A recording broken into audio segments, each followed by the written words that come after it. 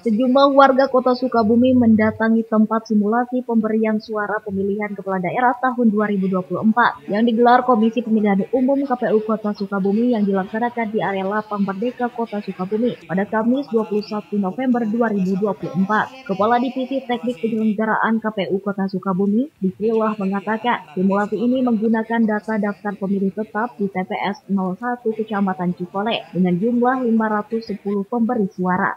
Dalam simulasi ini terdapat 5 pasangan calon gubernur Jawa Barat dan 4 pasangan calon wali kota Sukabumi berikut nomor urut peserta Pilkada 2024 untuk pemberi suara bagi penyandang tunanetra, lanjut usia dan disabilitas serta ibu hamil.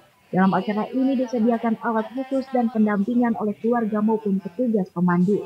Kita tentu memfasilitasi aksesibilitas dari TPS ini baik untuk pemilih dengan disabilitas maupun pemilih prioritas. Kita sudah sediakan misalnya di tempat pemilih, kita sediakan pemilih untuk pemilih prioritas, ya diantaranya ada manula, kemudian ibu dengan hamil. Salah satu peserta simulasi Ade Wahyu penyandang tunanetra didampingi keluarganya berserta simulasi pemberi suara di TPS. Ia mengatakan selaku warga negara memberikan suara kepada calon pemimpin daerah yang dipercaya sebagai suatu hak dan kewajiban sebagai warga negara.